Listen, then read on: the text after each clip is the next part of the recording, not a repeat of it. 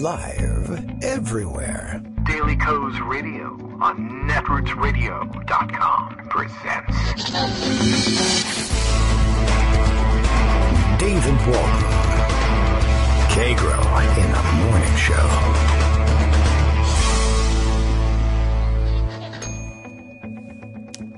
Now, here's David Waldman. Hey, how you doing, everybody? Good morning. It is Friday, December 15th, 2017, and the kids are in the school for the last time this year. We always love saying dumb stuff like that towards the end of the year. This is the last time I'm coming in this year. See you next year.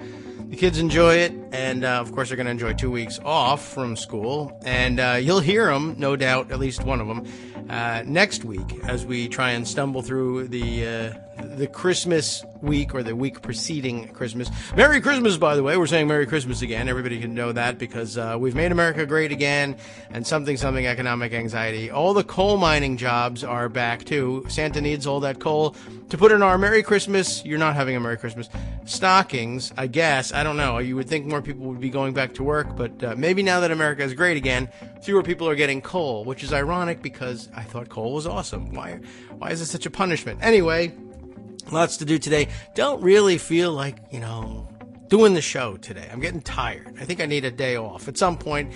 The cold is still lingering, but it's not quite so bad, just for your basic update. And I don't know, a little bit of a rush this morning getting the second of my kids off to school. Here's the first kid, second one to go to school. We do things reversed here it's a very progressive policy, as it turns out, here in our county, where the high schoolers go to school last so they can sleep later, which is good for them. Apparently, we've been doing it wrong all this time, and, we finally got it right. Anyway, he was late on his way out the door. I had to give him a ride to the bus stop. I have to drive you to the bus. It's great for the environment when I do that, by the way. And we just made it, too, so it's a good thing I did. And I said, you're going to have to get up earlier. You can't be this late. Every day it's a little bit of a rush, and today it was even more so. And he lives in my house. What can I say? And we do a radio show here, and he said, it's not my fault. The issue isn't my getting up earlier. The issue is our corrupt government. So, I don't know. I guess it's sinking in. He was up late last night fretting about net neutrality. He's a big online gamer, and he figures something, therefore internet, and I'm upset. And he's right. He's on the right track. And he's understandably annoyed about what the FCC has been up to. Everyone is. You all are. I don't know what it means for our show. Probably nothing in particular. I think the way it'll shake out won't do much for our, getting in the way of the show or anything, but you never know. And, for instance, somebody might find out about this show and not like it. And that would be terrible. And at any rate, we'll see how this all shakes out. Joan can tell you more about it. Perhaps we'll visit again next week. I wonder whether she might need a day off from her visiting as well. And I don't know, lots queued up, lots in pocket, lots in my KITM hashtag, which I remind you all is available for you. Contact me on Twitter. If you forget my name, but you remember the name of the show you're listening to, Kagro in the Morning, you will abbreviate it, KITM hashtag. Please put that in there. My very fast-moving responses column in TweetDeck. That's what I'm using. Maybe I could use a different Twitter client would help a little bit with things too, but I don't know. I guess they all do pretty much the same thing. If you use the hashtag, they linger on the screen a little bit longer. I'm going to have to do some scrolling today because a lot of you have had a lot of suggestions. And being as my brain is more or less scrambled, I may just follow those suggestions and piece together a show that way. I know that you know what you need to know for the weekend, and so I'll borrow from you. Let's see. Happening this morning, Tegan Goddard's Political Wire, for instance. I've opened up and tells me in the headline, the GOP legislative agenda is dead for next year. That's good because that's all we got left in this Congress is next year. And if the legislative agenda is dead, that'd be a good thing. I can't tell you why, because that piece is only available to Political Wire members. I wonder how much it costs. It's $5 a month or $50 annually to subscribe to Tegan Goddard's Political Wire.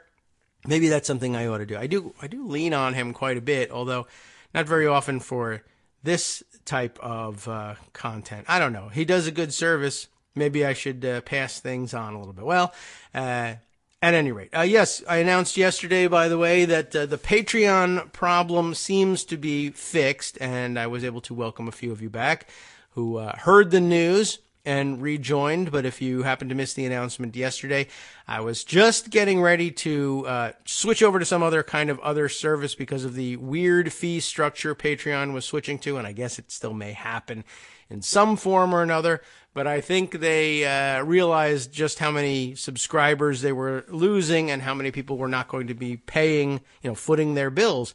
They were going to raise the rates. I bet they think they proved the Laffer curve somehow in a backwards way on that, but it doesn't make quite as much sense on a voluntary thing like this versus taxes, which technically are voluntary. You could volunteer to go to jail instead. Anyway, I'll think about that and whether it's worth having access to that. At any rate, thank you for rejoining us. If you were hearing the bad news about Patreon and missed the good news, they just had too many complaints. They decided to roll back their decision to impose a fee structure that would take an extra bite out of the donors rather than out of the creators to whom you are donating. And although most donors want as much of their donation as possible to go to the creators, they don't want to have weird extra billing on top of the amount they've agreed to give. People budget accordingly, and they say, this is what I want to give, not that plus 2.9% plus 35 cents for every transaction. I can understand that. So I understand that that's been rolled back. And if you were thinking about leaving Patreon, don't, not yet. And if you were thinking about signing up but then heard that bad news, that news is no longer operative. Please go ahead and sign up at Patreon, Patreon.com. Find me at patreon.com/KagroX. Although if you can't remember that and you remember me as David Waldman, you can find it there too. Well, not as a URL, but you can search for me there. Kagro in the Morning, Daily Coast Radio. Probably all bring you to the same place. I think I've tested that at one point. And consider joining up and giving us some monthly support. I have explained it every once in a while in these terms. If you enjoy the show and you might otherwise part with 10, 15, 25, 50 cents, 99 cents for your 2 hours of entertainment each day, consider that we bring you 20 to 22 brand new shows, usually, unless there's some kind of weird interruption, each month. So for the cost of a cheap soda at a vending machine, you can enjoy great quality entertainment 2 hours long. If you can nurse one of those sodas for 2 hours, good luck to you, keeping it cold. But the problems of what is it? Is it entropy? I guess that, or I don't know. One of you chemists and physicists can tell me which entropy or enthalpy. I remember that there were two terms there. Anyway, you can't keep the soda cold, but we'll keep entertaining you for 2 hours a day. And if that's worth $1 a day to you, then by all means, join in at the $20, $25 a month level. That does seem a little steep, I know. But of course, I produce the content each day, so I know it's worth it. But okay. That adds up over the course of a year. $5? That's a pretty cheap soda, right? And that's a sustaining level. If the people who are downloading the show regularly were chipping in at that level, if they were chipping in at $1 a month, frankly, we'd be doing gangbusters here. We got 10,000 to 15,000 people downloading the show each day. If there was $1 a month from each of them, we'd be rolling in the dough. I know rich people would not think that we were rolling in the dough. Silicon Valley people would not think we were rolling in a dough, and they would have to come up with a new fee structure. If you gave us $1, yeah, that's how you could come to understand, we got to pay back $1 billion in loans here, guys. We're going to have to take $25 for each $1 you actually pledge. But it's just convenience fees. But we'd be rolling in it here. We'd be doing very well. And we'd be able to give Tegan Goddard, say, $50 a year to have access to this fantastic story. More importantly, though, since it's the kids are in their last day of school, we'll treat this almost as if it was the last day of the year. It feels like it. For us, we would be able to, for instance, give our good friend Scott Anderson, who faithfully summarizes the show each day, one of the more annoying tasks, as I found it to be. If you've already done the show, in particular, if you performed the show, I guess, and then go back and try and summarize it, for some reason that's like impossible and annoying. But for other people who actually enjoy listening to the show, well, it's not quite such a task. But thankfully, he has freed me from the desk after spending 2 hours here dictating / performing the show for you. spending another hour to 2 hours summarizing it and getting the post ready for you each day was pretty much killing me. And Scott has taken the task on, and I'm only able to really sustainably offer him a token, a pittance for the amount of time that he puts in.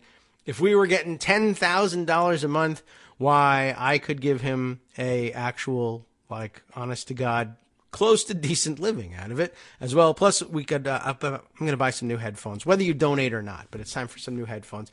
And it would be nice to kick some money around and hire some people or do some things or have better equipment or leave the house once in a while or pay people for the content that they provide to us that makes it such a good show.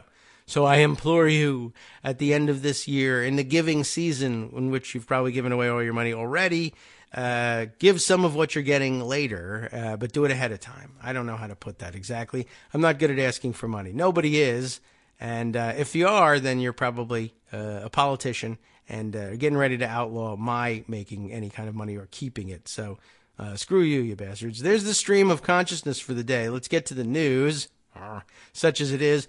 I told you that lots of people had lots to say in terms of making contributions, suggestions for the show. And I'll scroll down our KITM hashtag and get to what we can. And daily, Bill does this for us, of course. Daily Coast Radio is live now. We're like 10 minutes into the show. What BS has the dotard-in-chief spewed over the last 24 hours? Kagro X, that's me. Hi, and how you can reach me on Twitter. Fills you in on the latest. Wearily. I know, I do. I feel that way. You knew before the show started, before I even said anything today, that I was going to be a little weary. You could hear it in my voice the last couple of days. Kate Sherrill has one of many articles that she's sharing with us today. We'll just at least run down the headlines and make sure we hit all the highlights, and we'll decide where we'll go from there. She's got Carol Cadwalladder's tweet from, when is it? I don't know. Oh, look at that new feature on Twitter, Show This Thread. They're making it easy for us to find all of the these long tweet storms here. Wow, Carol says, Wall Street Journal confirms, and this is big news, Mueller has demanded evidence from Cambridge Analytica. This is a very big deal, not least for Britain. I didn't really catch exactly what she meant by the Britain thing, but we'll take a look now that we have the whole tweet storm available to us. I did see from some other sources, I guess what he's after is all the emails having to do with the campaigns. The Wall Street Journal's headline reads, Mueller saw emails of Trump campaign data firm, just one of many, I think, but Cambridge Analytica, the most notorious of them. The tweet storm continues. And look at that. It goes for quite some time as others contribute to it. Recap. Electoral Commission is investigating impermissible donation from Cambridge Analytica to Nigel Farage and Aaron Banks's Leave.eu campaign. So, Cambridge Analytica being investigated on two fronts there. That's Nigel Farage, the very good friend of Steve Bannon, director and shareholder at Cambridge Analytica at the time of referendum. Maybe that on. On day, Article 50 triggered. Well done, Bannon. Well done, Breitbart. You helped with this hugely. You guys, even inventors of English, having difficulty with it. I guess that passes muster hugely, but fine.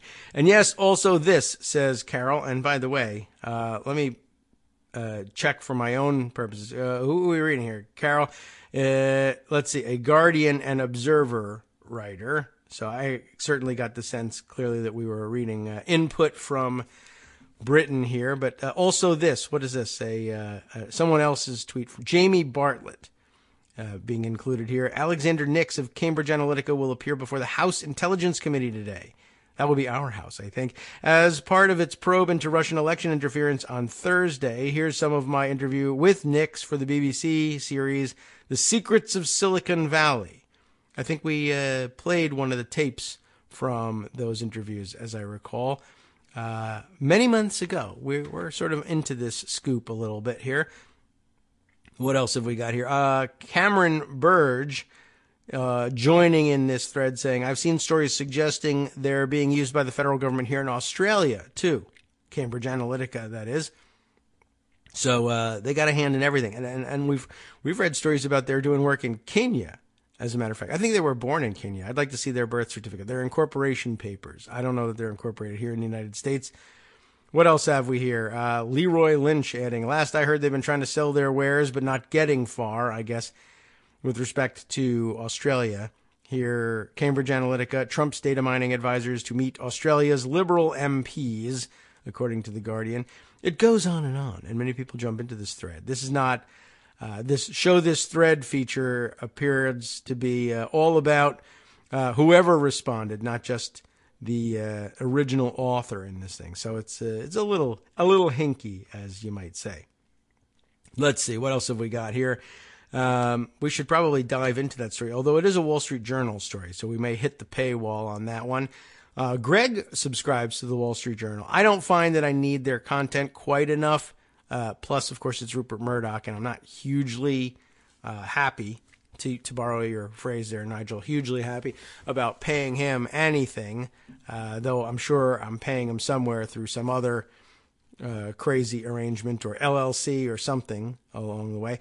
Let's see. Also, I guess we'll give tip of the hat, by the way, to Chief Beef Loco, who I've mentioned before, who is a bit of a Photoshop meme whiz and fills my inbox with all sorts of things, not all of which I can decipher live and on the air sometimes. He's got his own sort of hipster lingo that I can't always follow here, but usually keeps us in the loop on a lot of stories coming. And I mean, man, the column's full today, so we'll see if we can't sort some of that stuff.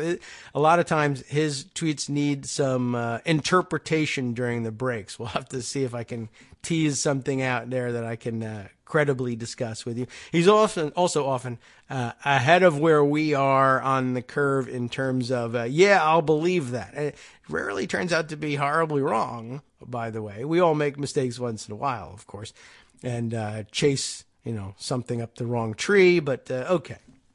What else have we got here? Yes. Okay. What is this thing here? This is another bit o' news from our Canadian pundit friend. You remember Canuck pundit, and he's Brian Monroe in real life, and he's sent us this bit here. Check this out. I'm sure it applies to the USA too, which would be good because it's a show chiefly about the USA. Though we do look outside of our country once in a while. Russian website. Oh, no. Yeah. Russian website streaming hundreds of cameras in Canada. Experts warn your connected devices could be at risk. Andrew Russell writing this for the Global News, one of the Canadian outlets. I don't know that we've hit on many of their stories in the past, but let's take a look at this one. The Toronto area dental office. I mean, this could be anybody, right? You think there's nobody spying on me. Who could possibly care about our things? I think probably nobody, but there is a Toronto area dental office that didn't know that it was, that its security camera is in its waiting room is being streamed live on the internet. We've touched on this subject before as the Internet of Things, or the Internet of S word, as some people like to call it, web-enabled and web camera-enabled products, things that are like, we'll put a web camera in. It doesn't make any particular sense, but people love to have cameras and web-enabled everything in their houses for whatever reasons. And, sometimes, okay, well, I want a security camera in the dental office, front office for various reasons. And sure, would I like to be able to monitor it from remotely, from wherever I am, whether it's from my desk so I don't have to walk out there and take a look at things, or walk into a camera room or whatever where we keep all the equipment and view it there? Would I like to be able to check in on what's going on in the office while I'm away? If you're the dentist, sure, why not, right? Well, one of the drawbacks is if you don't secure it, anybody can look. Anybody can look in your refrigerator. If you have a smart refrigerator, I'm going to buy a web-enabled refrigerator that can look inside without my opening it, because it saves energy. And I can see whether I have milk or not, if I have it in a translucent container, which I often don't, but you get the idea. Now there's none in there. I can see there's nothing there. We'll get the milk. I can look in the refrigerator while I'm at the store on my phone and see, am I out of bacon? Okay, I'll buy bacon or whatever. Well, People don't think very much about securing it. I don't know why, but just generally speaking, people don't do a good job with security. And people also assume no one cares, and they don't. But Russians, I don't know, they're trolling you by looking at your security cameras. Anyone could log on to the website, this Russian website, and watch as patients came and went. Front desk staff answering phones and working on their computers, entering patient information. Which is bad. You don't want privacy violated, but also, maybe they're processing payments. What's that guy's Visa number? That's terrible about his crown, but what's the Visa number? It could be a serious breach of patient privacy, but it's more than that. Unsecured cameras also leave the entire network open for virtual intruders. The video was being broadcast on Insecam, like insecure, insecam.com, a website based in Russia. The site picked it up and streamed it along with hundreds of other security cameras that still have their factory default passwords or are left on with minimal security.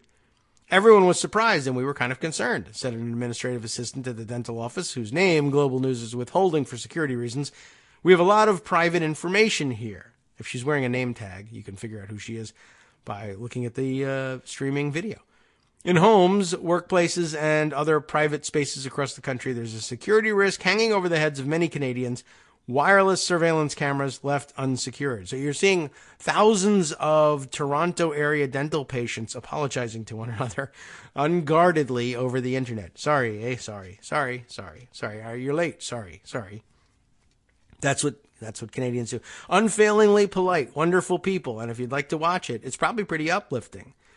Websites like Shodan, I don't know why, but Shodan, S-H-O-D-A-N, and Nest Cam Directory, both hosted in the U.S., bastards, and Insecam, which is hosted in Russia, bastards, currently live stream thousands of cameras from around the world, with up to 400 being live streamed in Canada.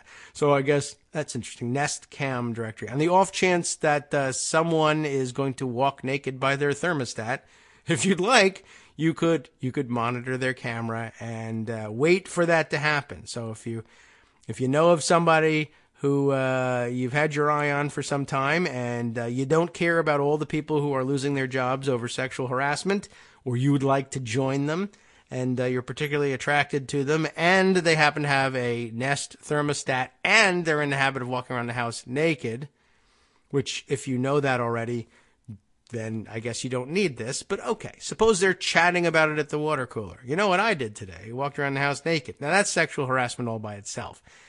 Turn the tables on them, though. Sexually harass them your own way by viewing them walking around in their house. I don't know. I'm not really sure what kind of person bothers with it, but I'm sure it piques some curiosity and people look, I don't know. People seem to enjoy looking for weird streetscape scenes captured inadvertently by the Google Maps cars. So it's clearly a hobby. And there are many hobbies that I don't understand and that are, well, borderline legitimate, or thousands of people engage in them and I don't know why. So we won't pass judgment at this point. I will say, though, secure your cameras.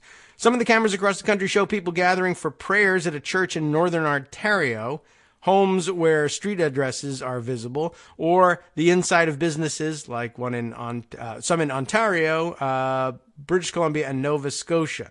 Messed up the Ontario pronunciation there, but our northern neighbors will likely forgive me for it. When Global News alerted the GTA Clinic, are those the dentists, that their camera was being broadcast for thousands to see, they secured their cameras and the feed was taken down. Ta-da! That's all it takes. Good reporting. The manager of the dental office said they installed new security cameras in October after break-ins at the clinic, but forgot to change the default password. Now there's going to be more break-ins where people are like, oh, look, the office is empty. Now's the time to pull that great dental floss caper we've been thinking about. I don't know what they're doing. When you sent them the picture, you actually scared the office staff, honestly. Well, that's okay, the manager said, adding the office only has a camera in the front where the public has access and doesn't have cameras in private areas like offices or rooms where patients are being treated. This is all attributed to the rise of the Internet of Things, as we mentioned up at the top. Security and privacy experts say they increased use of wireless security cameras is part of the rising trend of internet-connected home devices known as the Internet of Things, or IoT, or iOS, if you're cynical about it. It can include everything from baby monitors to so-called smart TVs and even home appliances like fridges. See, I told you. But think about it in terms of baby monitors. People do that. They buy web-enabled now baby monitors. We had a baby monitor. It wasn't web-enabled. And I think for one of the kids, we actually put a camera on it, and it just does a sort of a short-range wireless connection. But that could be picked up on scanners and such. But if you're doing a web-enabled one, so that you can check on your baby while you're away, and maybe you've got, I don't know, if it's at home and you're lucky enough to have a nanny, you can check in, et cetera, or sometimes the daycares now have that. If it's not secured properly, well, if someone's casing your house looking for when they can break in, they can check it out and find out when no one's home. Or if they're looking to drop in on you unexpectedly, like their relatives or something, then I guess that may be a bigger danger for some of you than being broken into and robbed. Anyway, the explosion of IoT, including wireless surveillance, is providing new security threats and vulnerabilities that cyber criminals can exploit, including real regular criminals who just have cyber capability. That's according to Daniel Tobuk, a cyber intelligence expert based in Toronto, and you can check in on his office and see whether he's at his desk or not on the internet, ironically enough. Okay. Well, this should scare the crap out of you, and it should at least encourage you to look around and try and remember what things are you using that might have cameras in them that you don't even know about, and certainly anything that you do know about. Make sure it is password protected, and you follow the instructions on how to secure those cameras so that Russians don't peek on you when you're walking around your dental office naked in front of the thermostat, or whatever it is you're doing. We'll be right back after this first break.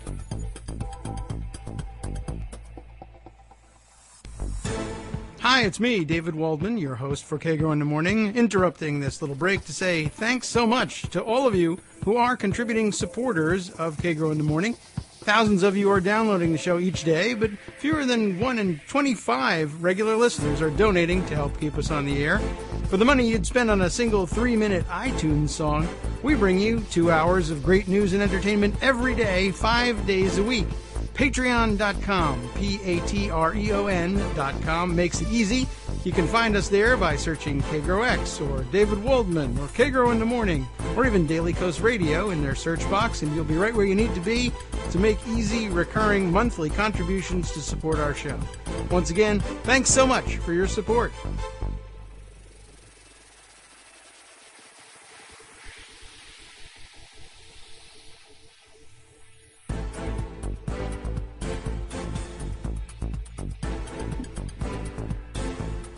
Welcome back to the Kagro in the Morning Show here on Netroots Radio. Going solo today, so trying to pick up my spirits as I sort through all the other information and messages and articles suggested by those of you out there in Kagro in the Morning land. Thanks very much. That's how I'll get through the show today. Don't think your contributions don't make a difference. And I don't mean the contributions, the monetary contributions. Those make a difference. They're huge. I don't want to bother you about those again. But your contributions to the show, both recorded segments, and I've got some help on hand from Eric Posman, who's got a contribution to help me limp through the day. But look at this. I'm sorry. I'm interrupting my program to get reaction. We had a big night yesterday. My younger son's basketball practice. He decided to throw all caution to the wind and screen some very, very big players yesterday. So he had a great practice, and I sent some video around. My brother says, nice job, but the last one was an illegal moving screen. Although I guess, you know what? I got a question about that one. We'll talk about that. He got his feet planted pretty firmly, but he probably would have been called on it because he got his feet tangled up on the way there and spun around, and they ended up putting his back into it was a nice football block, but it wouldn't have, it probably would have gotten him a whistle, even though I checked it in slow motion. He got his feet down and he was entitled to that position. But at any rate, he did a very good job, and so we thank him. And when the text comes through in the middle of the show, my eyes wander to it, and I thought I would inform all of you about that. He's a little guy, and he's constantly the shortest one on the team, and he was enjoying himself throwing these picks. Unexpected to have the small guy picking the big men, but it works wonders for your own team's big men, so they really appreciate it. Anyway, let's see, other news now coming across the transom. I see a tweet about a Newsweek story here. Because of Trump, Jesus' hometown of Nazareth, I guess if you want to call that his hometown, right, is canceling Christmas. Oh, no. It's a war on Christmas. And Trump is causing it. I'll tell you why. Christina Maza will tell you why. And I will read her explanation of it. You've probably already guessed. Nazareth, the mostly Muslim town in current-day Israel, where Christians believe Jesus was raised, Jesus Christ, in case you were wondering which Jesus, canceled all Christmas celebrations this year, saying that President Donald Trump has taken the joy out of the holiday. Grinch bastard that he is. It says that in Newsweek, which I'm telling you, between the USA Today article, opinion piece the other day, the editorial saying that he wasn't fit to clean the toilets, Donald Trump, and this, which is a lie. They did not say that, but they really could have and should have, and I helped, I think, improve the piece by doing so. But, you know, fake news. It doesn't make a difference. It's all fake news. The decision by Mayor Ali Salam, that's for real. That's not just like a right-winger making up a Muslim name. Ali Salam. But it says Salah. It's one A on both sides, by the way. So the accepted English transliteration, I guess, of Salam has two A's after the L, Salam. But this is just Salam, like salami, but without the I. There is no I in Salam, they like to say, for no reason. The decision by Mayor Ali Salam or MAS, you know how we like to abbreviate Islamic names. Mayor Ali Salam has canceled festivities, and the decision was made in protest of Trump's decision to recognize Jerusalem as the capital of Israel, a move the Muslim mayor, who once compared himself to Trump, interestingly enough, found offensive. I find it offensive that you would compare yourself to Trump, but everybody's in the habit of that. Foreign politicians, for some reason, like to compare themselves to Trump. I'm not certain why that is. Also, I'm not certain why Trump didn't just say, Nazareth is the capital of Israel now, or Bethlehem, or something. He should have picked one of those if he really was into Christmas. But he's not. And he's really just, serving the evangelical dominionist weirdos rather than United States actual foreign policy interests. But you all know that. Our identity and faith aren't up for debate, Salam said during a press conference Thursday. The decision by Trump about Jerusalem has taken away the joy of the holiday, and we will thus cancel the festivities this year. So there you have it. Muslims have canceled Christmas. I don't know if they can do that, but they can certainly, cancel any official marking of the date or the season by the government of Nazareth. But I don't know if it's a big deal there or not, if the town's mostly Muslim. I'm sure pilgrims come from all over the place. But really, Thanksgiving is your deal. Pilgrims, stick to that. Stay in your lane, I say. I have only American ideas about pilgrims. The cancellation will cost the historic town severely, as the annual festivities, including a Christmas market, a parade, and multiple concerts, draw tens of thousands of pilgrims. I'm telling you, the pilgrims with the hats and everything just really need to stay where they are. But this year, the mayor determined that the situation in the region is too fraught for joy. I've never heard that put together quite that way. Because of Trump's decision to recognize Jerusalem as the capital of Israel. Now, he wouldn't recognize Jerusalem if it bit him in the ass, and it may. But I see what you mean. Recognition of Jerusalem. Salam also called Trump wretched and said he had stabbed Palestinians in the back. And I think he may have done that literally. And you should assume that he did. All right. Well, they're very upset there. I'm very upset about the Trump having not taken advantage of the possibility about, he could name any city, I guess. But I don't know. Jerusalem seemed to be on his list, and it wouldn't really make any sense, of course, to pick Nazareth, but why not? The Jerusalem thing doesn't make a great deal of sense either. All right, let's see. Others. You're going to update me now? Kate wants another one, everybody, and it's okay because she usually makes pretty good choices. But what's this one? The Daily Beast has an exclusive, so you know it's interesting. New Mexico school shooter, you remember that one, had secret life on pro-Trump white supremacy sites. No secret anymore. The Internet of Things has found you. Maybe we'll read over that one, but I don't know that any of you would find it terribly surprising. I want to note it, though, because we'll just add it to the pile of, the people who show up and shoot up everywhere, really. Basically, they're as frequently weirdo Trump supporters as they are connected in any way, and they're very often only tenuously connected to any Islamist extremist groups, or inspired by them, as they sometimes say. By the way, I guess our good friend Chief Beef Loco has heard us this morning and has a little input on the Internet of Things. And I gather from a lot of the tweets that you've got some tech expertise to share with us here. And so he's shifted gears and given us a slightly different take on things. To give you an idea, by the way, his prior tweet, I'm not picking on you here. I'm just telling you, your brain works in a way that, and that's why I guess you're tweeting under the name of Pryan, right? But Chief Beef Loco is, of course, the actual address that you're using, in case anyone wants to follow along and get a taste for what I usually get in the morning here.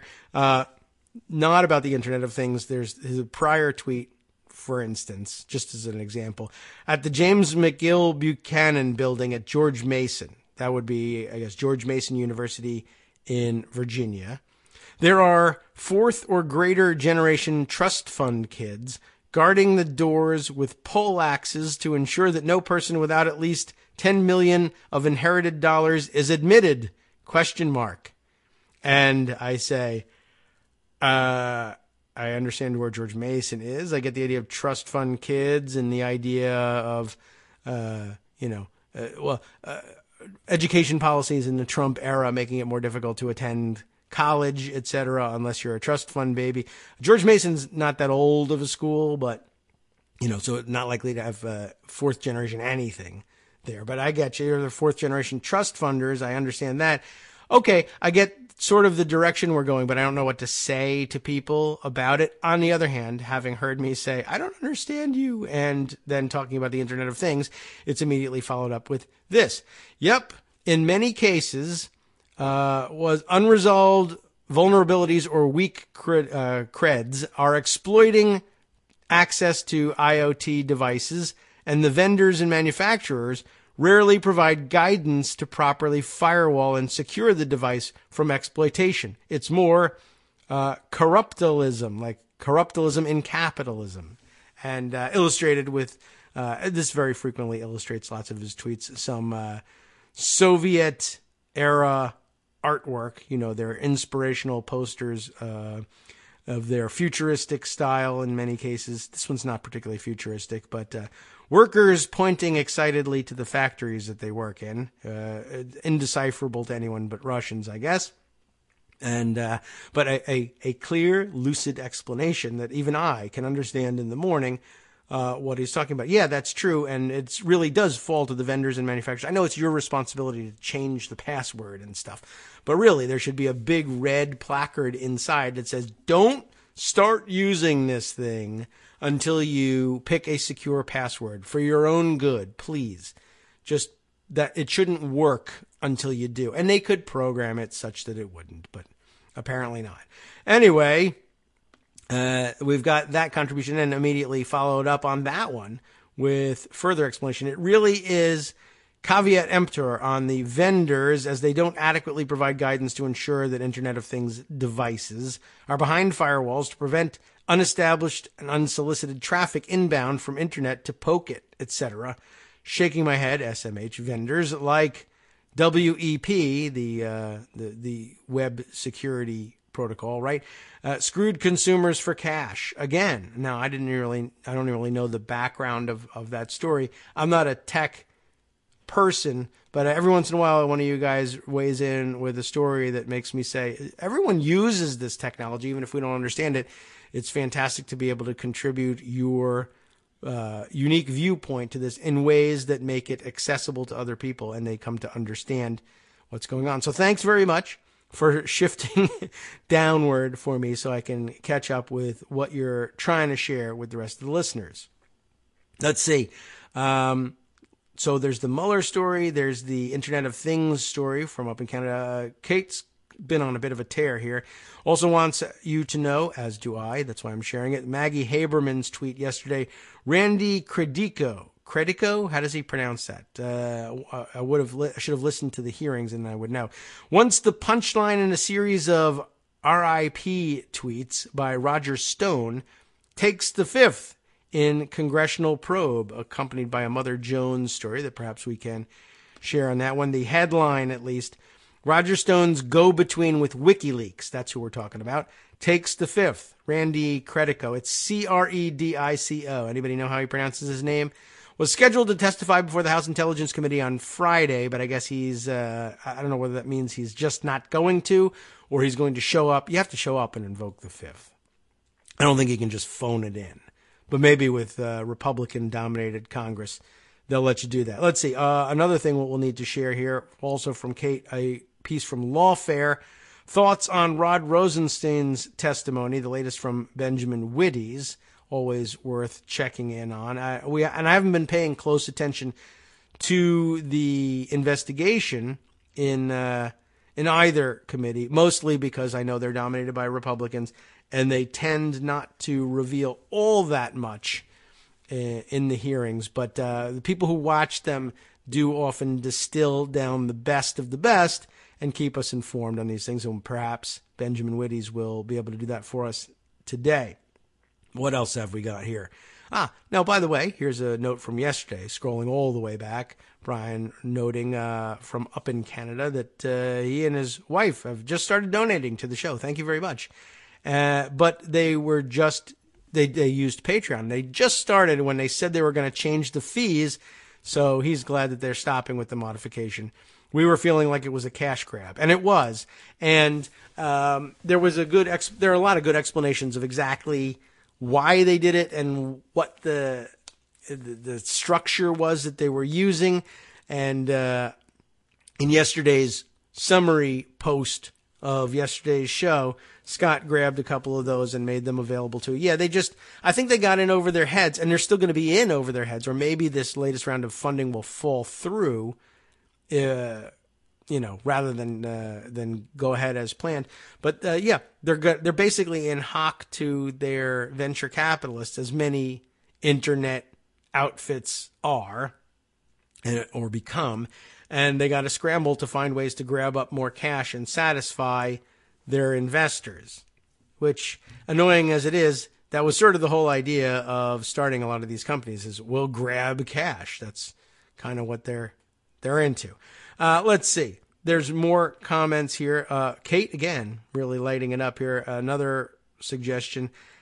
I study liars. This is a perspective piece in the Washington Post. I study liars. I've never seen one like President Trump. That sounds intriguing enough to open up and put aside. Don't give me any auto-playing video. The Internet of Things can't seem to stop that. It can. But I don't like any of the solutions, frankly. They trip up this computer pretty bad.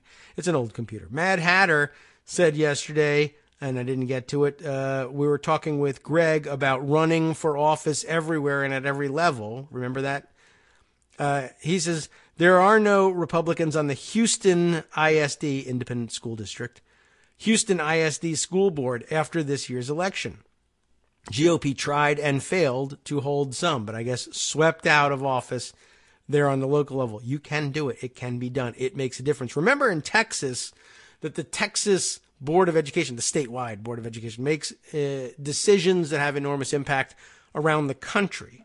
We learned that at one point on the show. I think on the show.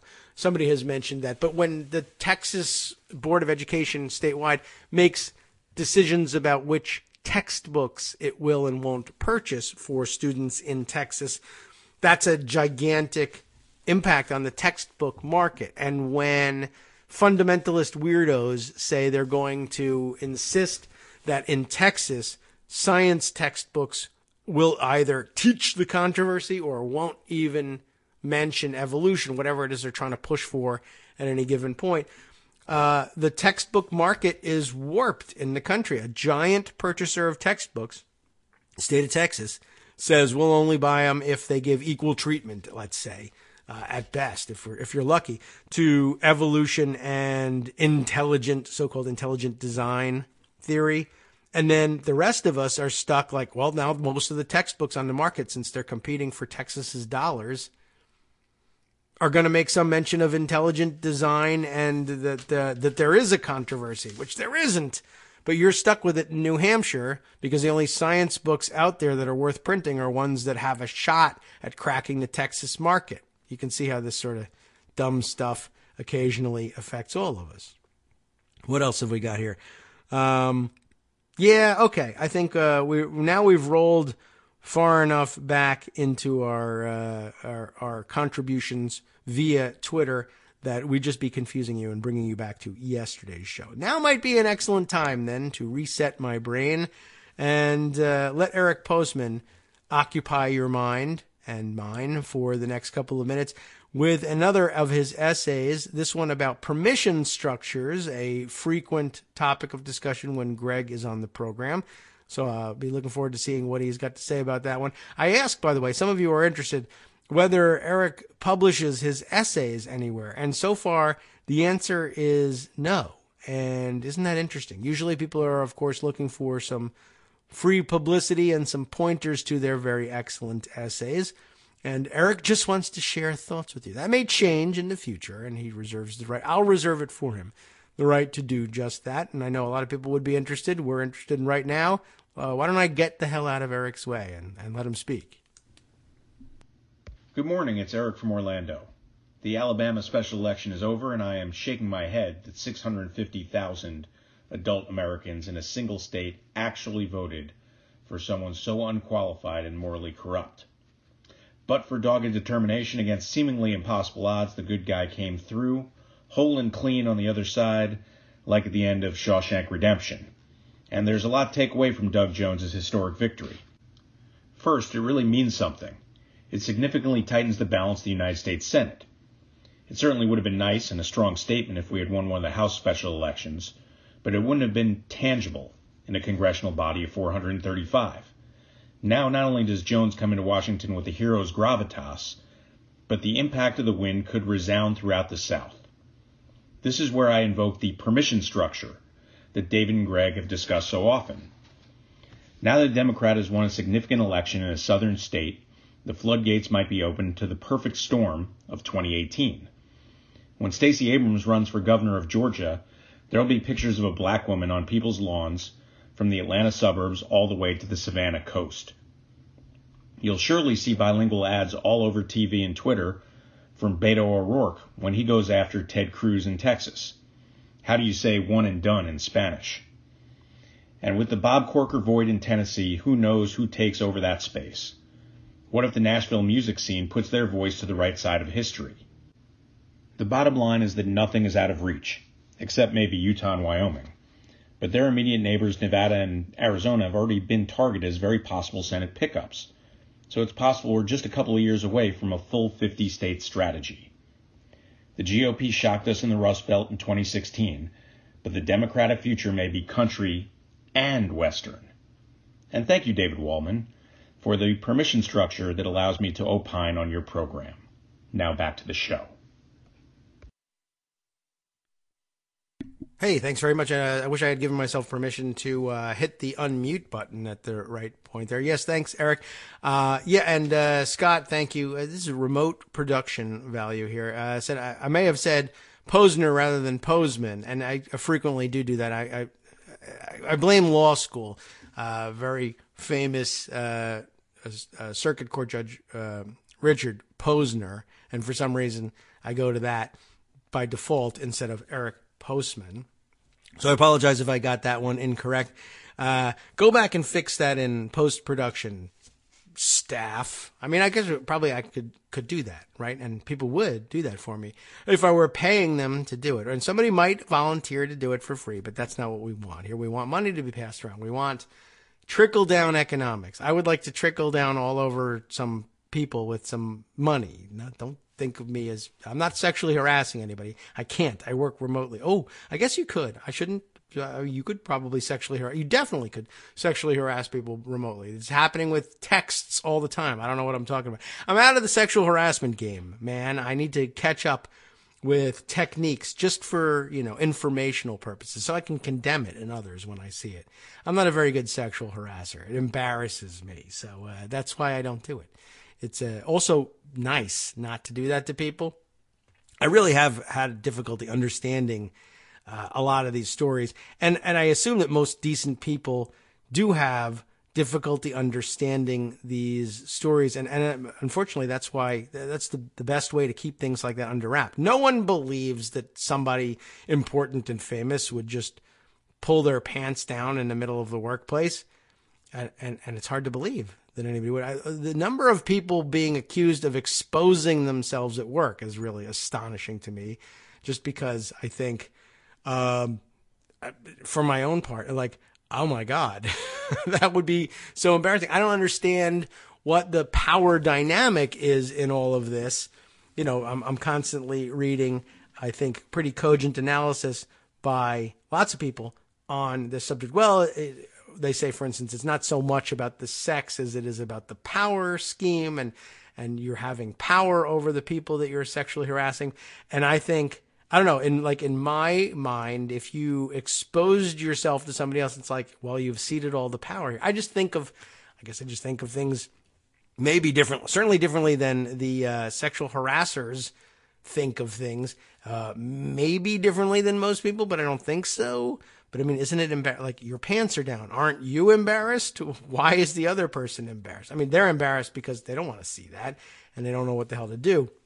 But for instance, as power dynamics go, like, to me, that doesn't feel like something I can parlay to my advantage. I've just had my pants down. I'm going to be at a distinct disadvantage right now because where are my clothes? They're supposed to be covering me and they're not, even if it was my intention to do that. So to me, it's never my intention to expose myself because, oh my God, that's private. What's wrong with you? And if you find yourself, but there are people with the opposite impression, and maybe they're very impressed with themselves and they want to show it. I guess that's it. I really don't know. Anyway, that wasn't where I intended to spend my time. There are some other stories. Some of these sounded really intriguing. Let's get to some of the ideas that Kate had for sharing with you. How about the I Study Liars one? That's a good mode of study. Let's find out exactly what it is. It's Bella DePaulo is lucky enough to study liars. I think that would be kind of fun. I've never seen one like President Trump. He must be a great case if you study liars. He tells far more lies and far more cruel ones than ordinary people do. And here's the piece. And of course, in the perspective of the perspectives vertical of the Outlook section of the Washington Post. That's like double protection. It's a double secret opinion piece. By the way, Bella DePaulo, it says here, is a social scientist who has published extensively on the psychology of lying. Maybe. How do you verify the credentials of someone who studies lying? Anyway, her most recent book is Alone, the Badass Psychology of People Who Like Being Alone. Yes! Fantastic. I'm going to read this book. It's a book about me and my older son, who's having such difficulty with this. All right. Well, at any rate, I spent the first 2 decades of my career. I am going to get that book. I want him to know that he can be badass in all of this. I spent the first 2 decades of my career as a social scientist studying liars and their lies. So did Al Franken. It has done him very little good, although the book was a big hit. But anyway, he was only studying the one lying liar who lies. Rush Limbaugh. You remember that one? I thought I had developed a sense of what to expect from them. Then along came President Trump. his lies are both more frequent and more malicious than ordinary people's. He would love that. My lies are worse, they're bigger. I'm no ordinary liar. And he would actually take some perverse pride in that. I think it's really true. In research beginning in the mid-1990s, when I was a professor at the University of Virginia, which is a lie, my colleagues and I asked 77 college students and 70 people from the nearby community to keep diaries of all the lies they told every day for a week. You could probably get people to do that honestly. But again, there's problems inherent in studying lying, I must say. Oh, damn, I forgot to fill in the diary. What's the difference? It's a diary about lies. I'll say I told 7 lies about lunch. I don't know. Difficult to verify.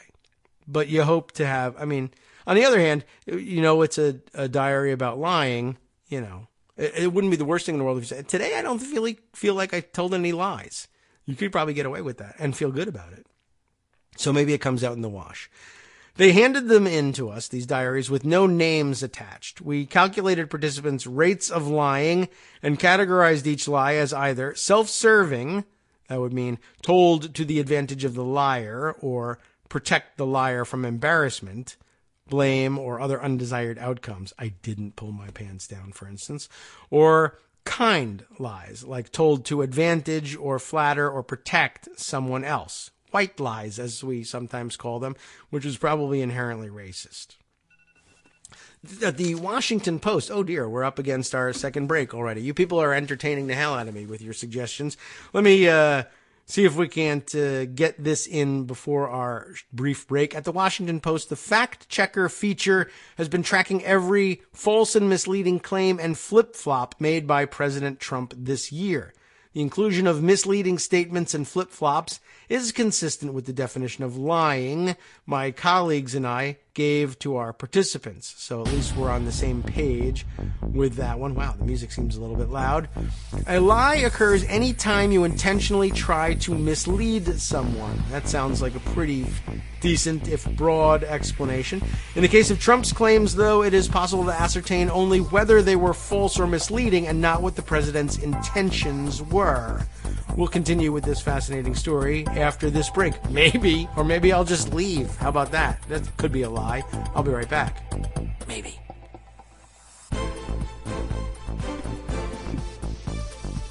Welcome back to the Rush Limbaugh Show. That's this show, and all of you should pay me $1 million for.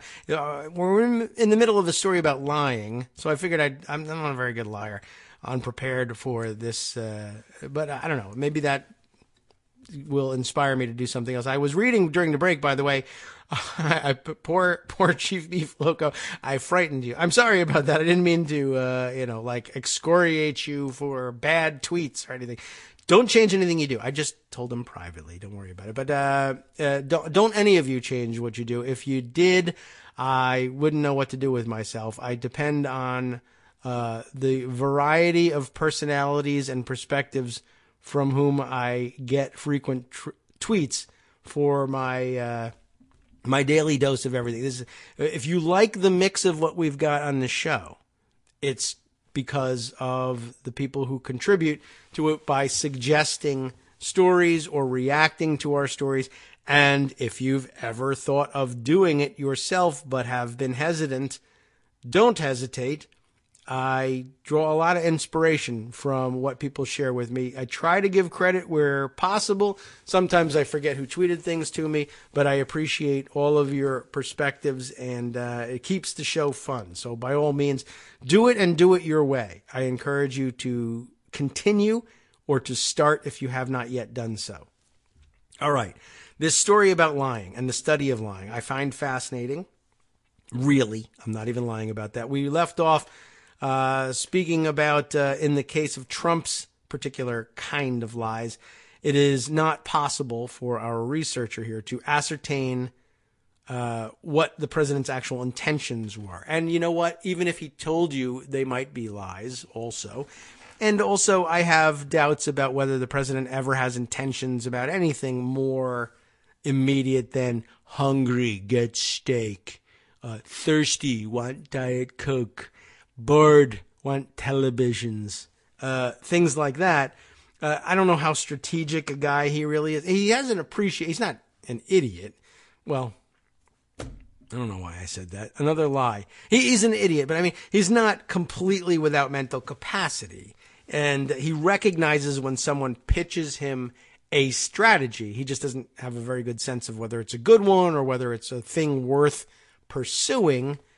But yeah, he doesn't have a very strategic mind. So I don't know whether knowing his intentions makes a great deal of difference. Usually his intention is, bad person I don't like, want hurt them.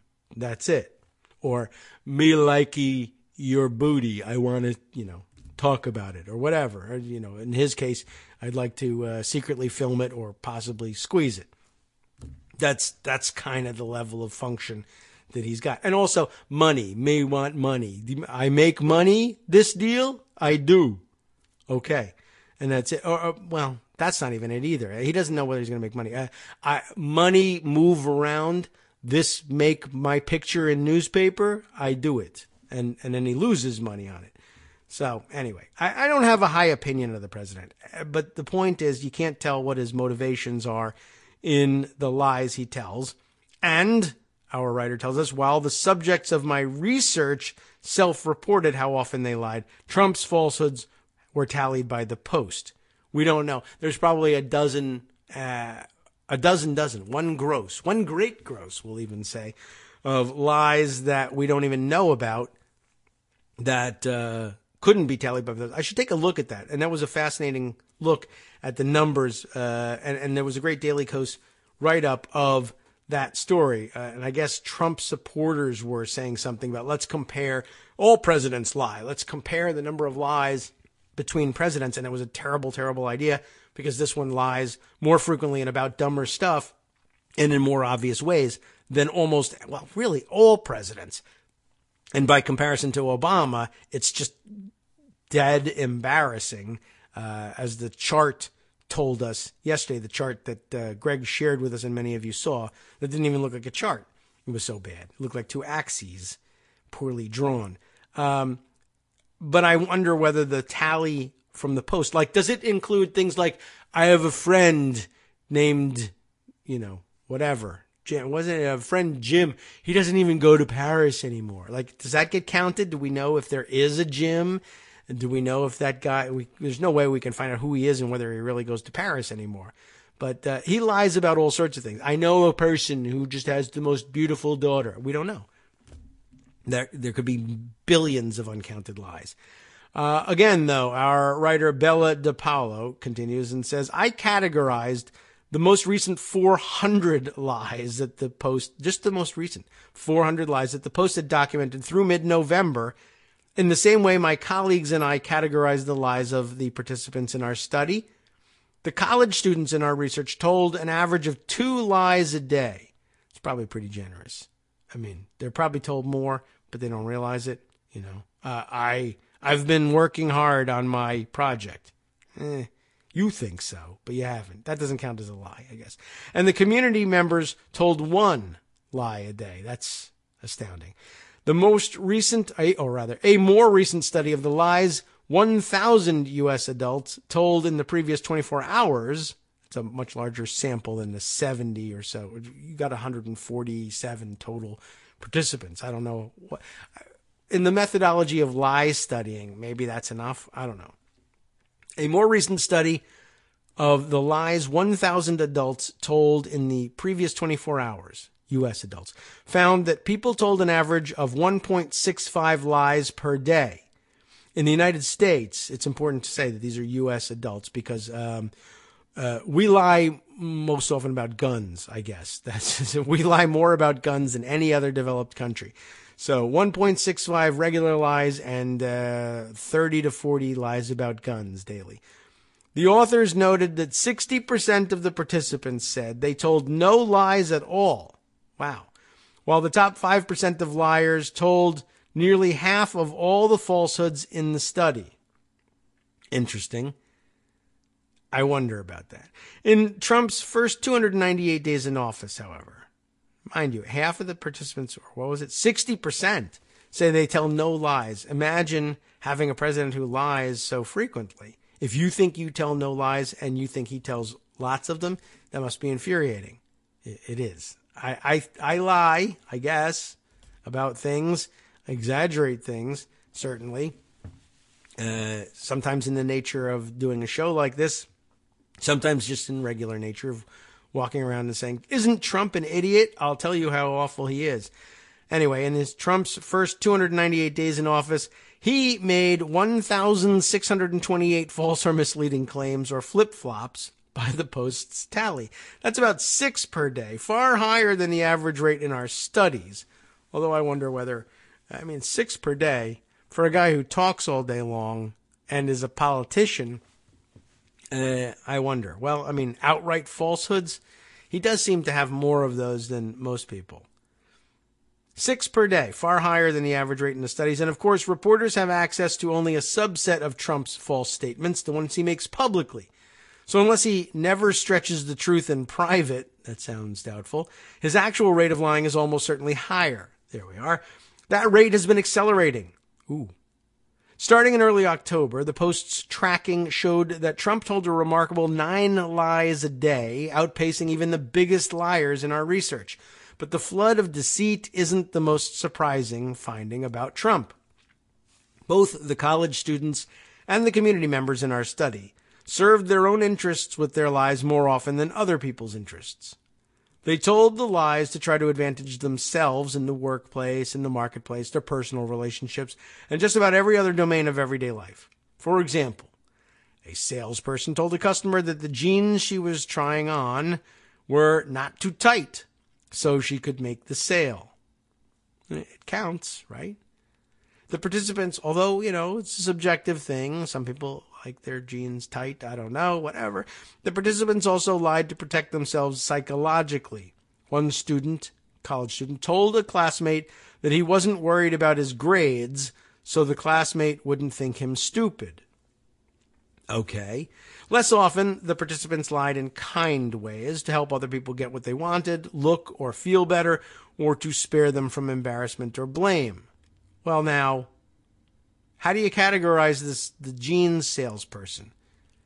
But you have to ask motivations in that one. Did you say those jeans weren't too tight because you were worried about the person's feelings or because you wanted to make the sale? That was extraordinarily honest of them to say it was, to categorize it strictly as self-interested to make the sale, as opposed to, who wants to tell the customer they don't look good in a pair of jeans, but whatever, that's the classic kind lie. Did these pants make my butt look big? No. Everyone knows that example. All right. So let's see. One of the examples given here. An example, a son told his mother he didn't mind taking her shopping. There you go. That's a good lie. And a woman took sides with a friend who was divorcing, even though she thought her friend was at fault too. A support lie. About half the lies participants told were self-serving. 46% for the college students, 57% for community members, compared with about a quarter that were kind, 26% among students, 24% for community members. Other lies did not fit either category. They included, for instance, lies told to entertain or keep conversations running smoothly. Okay, right? Like the Good Will Hunting scene, where telling the joke in the first person about being on the airplane makes it funnier. Is that what we're talking about? One category of lies was so small that when we reported the results, we just tucked them into a footnote. Tucked them into a footnote. I don't know why I swallowed that word. Those were cruel lies, told to hurt or disparage others. That's troublesome. For example, and thankfully it's a small category and only gets a footnote, but Trump seems to spend his whole day on those, and I guess that's the point of this article.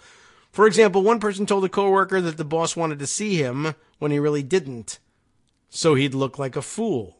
Those usually unravel pretty quickly. You wanted to see me, boss? No, I didn't call you. Oh, I just found out that somebody's a liar. Okay, that's not a wise move.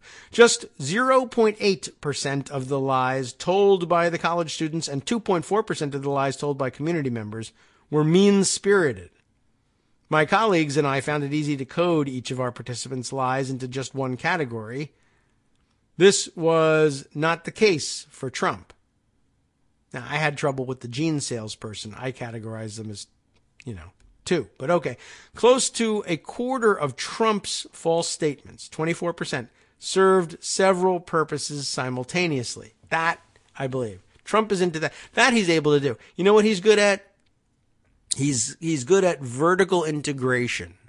And he lies to serve that very frequently, or to cover up that he's doing things like that. For instance, the parties we read about for selling condo units in the Trump Plaza and other New York Trump buildings that he populated with models from his modeling agency or contestants from his pageants. He doesn't view it as a lie, probably. He was probably actually pretty clear about who the people were, because there's, prestige to having models and pageant contestants at your parties if you're that kind of person. But, there's a certain amount of lying or non-disclosure that comes from saying, look at my parties. My parties are so fantastic. Look at the hot girls that come to my parties. They come here for Donald Trump. Well, they come there because you employ them. Or that you imply to them that they'll do better in modeling or in the pageants if they attend these parties, and not because, Donald Trump is there. And it isn't the case, you poor saps, that buying a condo at the Trump Plaza means hot girls will like you. It may be because of any number of things, nor is it the cachet of the Trump name that's attracting them to the party. It's Donald Trump saying, come on, baby, you'll go far if you, come and entertain my friends or me. Anyway, but also his purpose in that is making money, gain, right? And also, like he says, to him, there's nothing wrong with that. Of course, I leverage this to do that. Everybody does it. Not everybody does it. He thinks everybody does it because he does it, and he's a classic projection type. Anyway, nearly 2/3 of Trump's lies, 65%, she categorized as self-serving. Examples included, these are the ones he told while president, they're big tax cuts, the biggest cuts in the history of our country, actually. Yeah, total lie. And about people who came to see him on a presidential visit in Vietnam last month. They were really lined up in the streets by the tens of thousands. We're used to those by now, but he lies like that all the time. Slightly less than 10% of Trump's lies were kind ones, told to advantage, flatter, or protect someone else. An example was his statement on Twitter that it was a miracle how fast the Las Vegas Metropolitan Police were able to find the demented shooter and stop him from even more killing. In the broadest sense, it is possible to interpret every lie as ultimately self-serving, but I tried to stick to how statements appeared on the surface. Trump told 6.6 times as many self-serving lies as kind ones. That's a much higher ratio than we found for our study participants, who told about double the number of self-centered lies compared to kind ones. The most stunning way Trump's lies differed from our participants, though, was in their cruelty. Yes, I would think so. An astonishing 50% of Trump's lies were hurtful or disparaging. For example, he proclaimed that John Brennan, James Clapper, and James Comey, all career intelligence or law enforcement officials, were, quote, political hacks. He said that the sloppy Michael Moore show on Broadway was a total bomb and was forced to close. Talking about green card applicants, he insisted that other countries, they don't put their finest in the lottery system. They put people probably in many cases that they don't want. And he claimed that Ralph Northam, who is running for governor of Virginia, is fighting for the violent MS-13 killer gangs and sanctuary cities. The Trump lies that could not be coded into just one category were typically told both to belittle others and enhance himself. For example, Senator Bob Corker begged me to endorse him for re-election in Tennessee. I said no, and he dropped out. He said he could not win without my endorsement. The sheer frequency of Trump's lies appears to be having an effect, and it may not be the one he's going for. Ooh, good.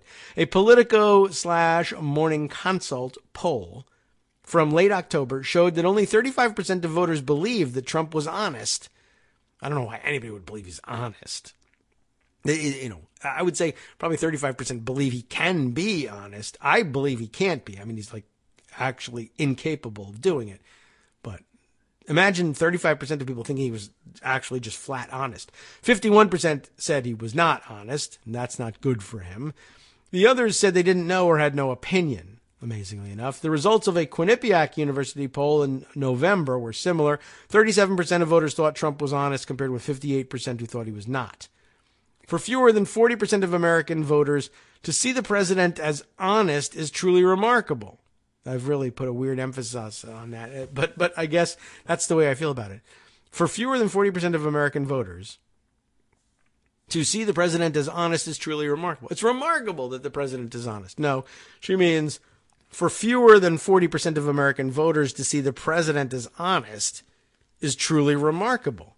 Most humans, most of the time, believe other people. That's our default setting. Usually, we need a reason to disbelieve. That's part of what makes Fox so dangerous.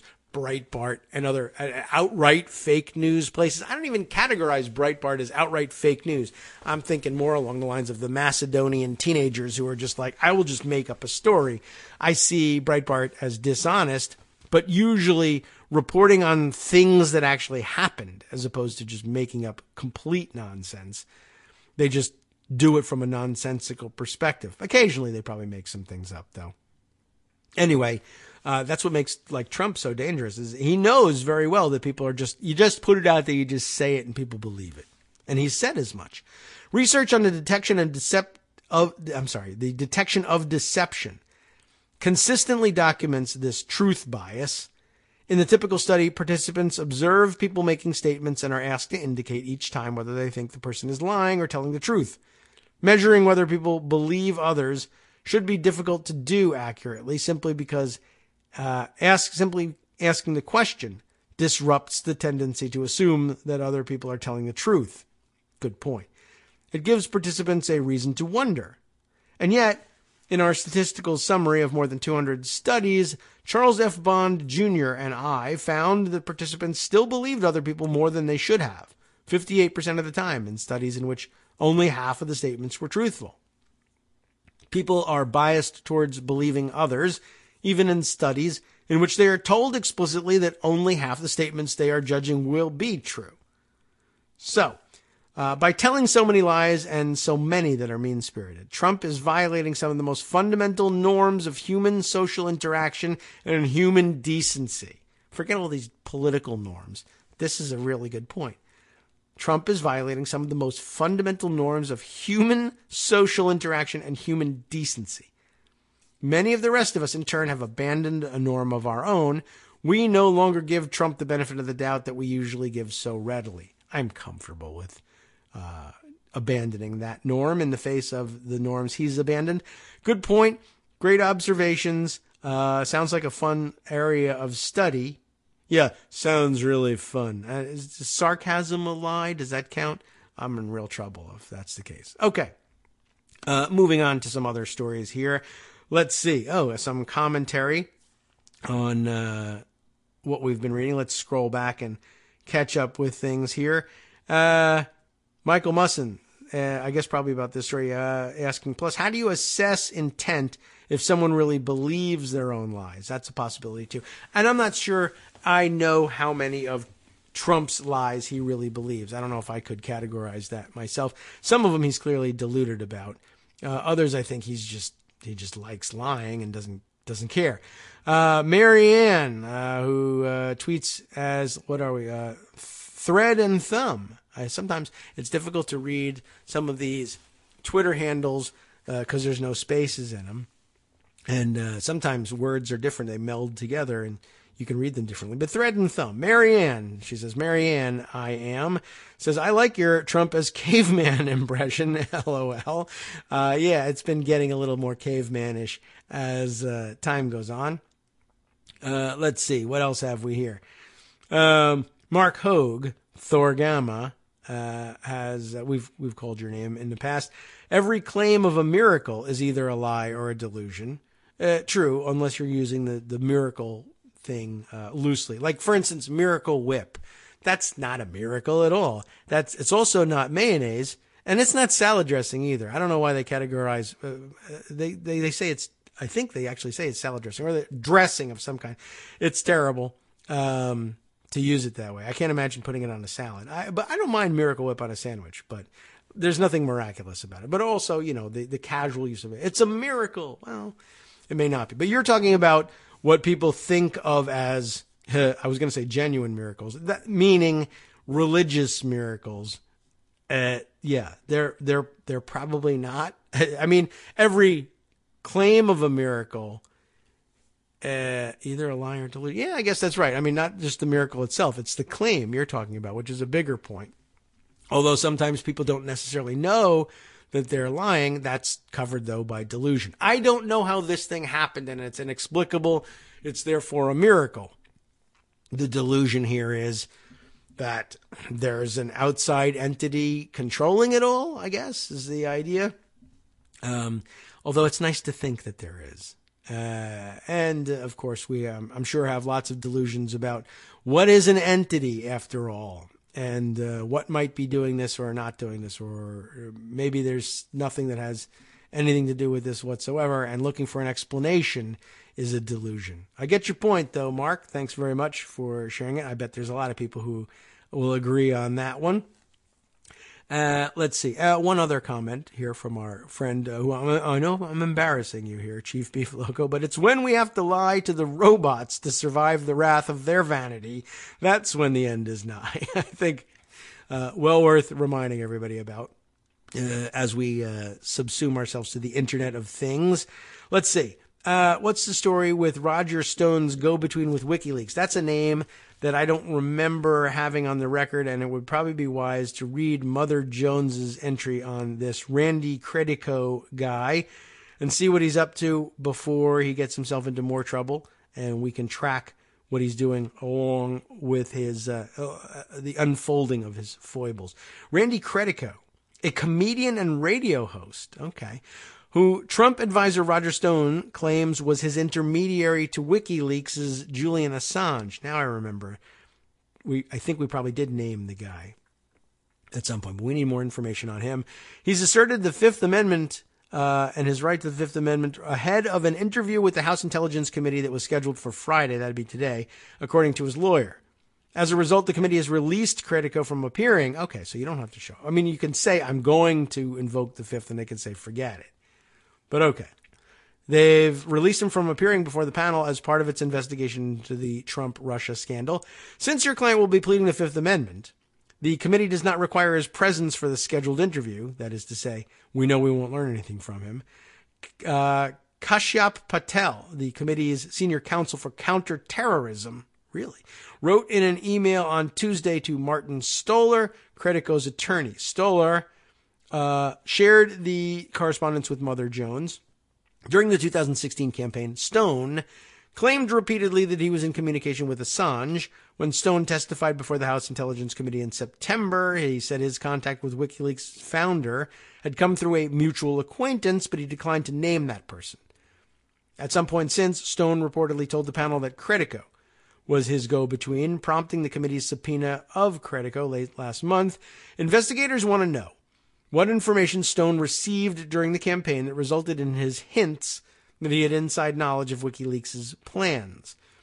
Stone tweeted on August 21st, 2016, for instance, that, quote, "It will soon be Podesta's time in the barrel."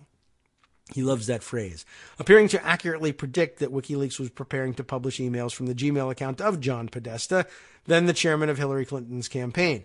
U.S. intelligence agencies have concluded that Russian-backed hackers used WikiLeaks to disseminate emails stolen from Podesta and the Democratic National Committee. Stone has claimed he had no inside information, but was speculating in his tweet that Podesta's past business associations and those of Podesta's brother Tony, a prominent lobbyist, would receive public scrutiny. You all remember how broken up we were about Tony Podesta, right? Stoller said he was not aware of anything that Credico has to hide, but for the outspoken Credico, taking the Fifth is the safest thing, the attorney said. That's probably true. It's true for even non-comedians. Randy is a gadfly. I don't want him walking into an open questioning, the lawyer noted. saying the panel presumably wants to ask him about Stone and Assange, and Julian Assange is radioactive. Good lawyer. Anyway, Stoller said that while Assange, who has been confined to the Ecuadorian embassy in London since 2012, has called into Credico's radio show as a guest, Credico wants to protect separate confidential conversations and stuff that Assange didn't talk about on the air that he has had with the WikiLeaks founder. Very interesting. Is there more that we need to mine out of this? We'll see after this next break. I don't want to get started on the paragraph and not be able to finish. And that's not a lie. We'll be right back in 2 minutes.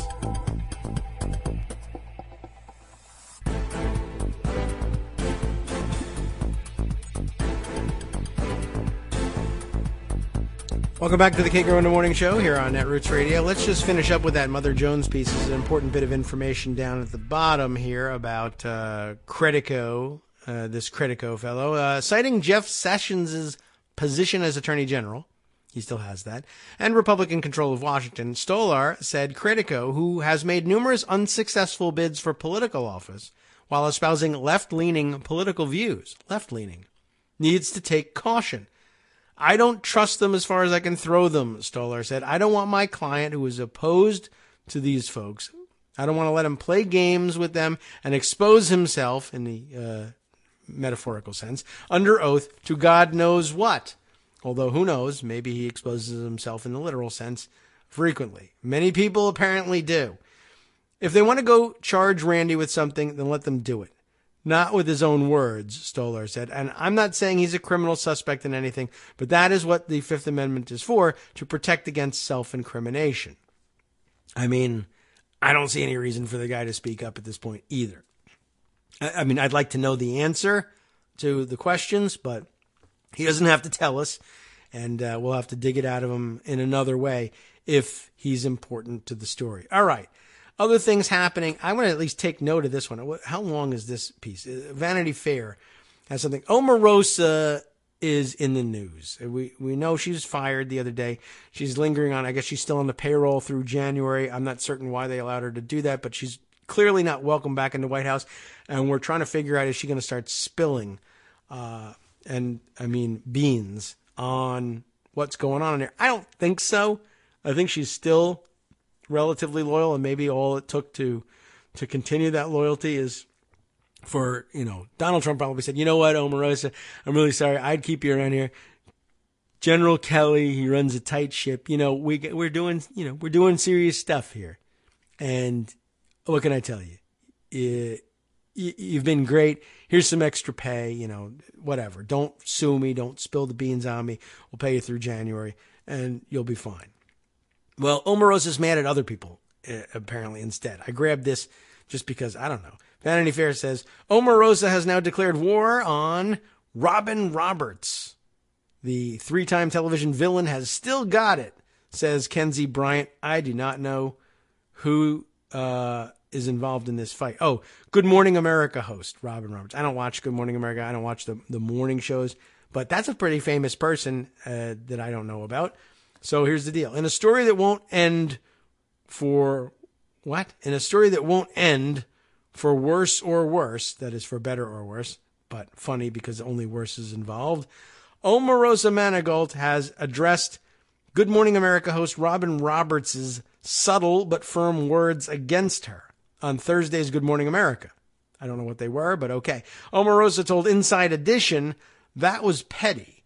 It's a black woman civil war. Oh, well, okay. What is it? Omarosa addressed her White House ouster with Roberts' co-host Michael Strahan on the ABC morning show, where the lingering White House staffer made it clear that the other opportunities she plans on pursuing will include some kind of tell-all. So good. There will be some beans spilled. We'll see whether it's worth anything. When the interview was over, Roberts signed off. She said she has a story to tell, and I'm sure she will be selling that story. Ah, I see. And then, in a measured deadpan, said, yeah, bye, Felicia. Okay, maybe that was uncalled for, but at least it makes Good Morning America sound more interesting. Maybe I should be watching it. When the interview, the interview was over, we hear the Bye Felicia thing. Roberts was trending on Facebook and Twitter soon after. Bye Felicia, for those catching up, is a line from 1995's Friday, the movie Friday, that recently had a resurgence online as a dismissive mic drop of sorts. So if you're white, like me, and you want the explanation, I'm not so white that I didn't catch the idea of, okay, Bye Felicia. And at that point, by the time it became a hot enough on the internet for a white person to pick up on the fact that others were using it, and then figure out what it was all about. But if you're really late to the party, the movie's Friday, and it's from 1995. I don't know why that's ever important, but in case you're looking it up on IMDb so you can find out where to watch it for the origin of Bye Felicia, then you're now up to speed. You know how we are with links around here. Omarosa was the only woman of color in a top position in the Trump administration, and part of her role as Director of Communications for the Office of Public Liaison included liaising with groups and leaders in the African American community. I had to ask that question. What the hell does she do anyway? And one of you, without scrolling back to credit you, although I feel bad if it's someone whose name I didn't call today and thank for their input, somebody did inform me what her job was. It might have been Karen. SF on Twitter who told me that one. If I got it wrong, I apologize. If I find myself scrolling through Twitter again, I'll check on it and see if I can't correct things. But yes, that's what her job was. Elsewhere in the ABC universe on Thursday, The View hosts were still baffled by that designation, the Office of Public Liaison job. Sunny Hostin, do I have that right? Said she's always sort of been a villain, and I think her job as a director of outreach in the African-American community was almost a slap in the face to the African-American community. Maybe. Whoopi Goldberg added, she's just been so nasty to so many women and so many women of color. So many women of color. And I just, never mind. She probably thought better of it at that point. If anything, it proves that after 3 turns on The Apprentice as the consummate television villain, Omarosa has still got it. She knows how to stay in the news. So, okay. Not much contributed in the way of knowledge about Omarosa on that one. I mentioned to you the other day, and I hope you read through the articles. I don't think we're going to spend time on it, but I was sort of astonished. It made for good light fodder while she was still in the White House, that Omarosa was chiefly in the news, not for liaising with any particular community, but by using the White House as a venue for parties for herself and her friends, bridal shower parties and the like, and just really basically pretending she had the run of the place. And it must have rubbed somebody important the wrong way, and they finally got rid of her. And also, they probably also said, we don't really need to liaise with this community. I hate this community, because most of them are vicious racists. Anyway, other news to wrap up. Oh, by the way, I didn't make mention of this the other day yet, but you know the story, I'm sure, by now. Jen Hayden wrote up for us over at Daily Kos, but I just thought I'd make mention in reading the headline. Since Mo Brooks has been in the news lately, Mo Brooks would have won the Senate race down in Alabama, we were told. Well, it's Mo Brooks we're talking about when we read you the headline. Congressman who said people who, quote, live good should pay less for insurance announces cancer diagnosis. Yeah. Not a good day for Alabama Republicans the other day, but after the surprise election of Democrat Doug Jones for the vacant U.S. Senate seat, Mo Brooks made a surprising announcement on the House floor from this morning. The Hill covered it, in which he announced in an emotional House floor speech on Wednesday that he has prostate cancer. He says that losing the Alabama Senate GOP primary earlier this year might have, in fact, saved his life. Had I won, he says, I would not have had time for my physical and PSA test. I would not have had a prostate biopsy. I would not know about my high-risk prostate cancer that requires immediate surgery.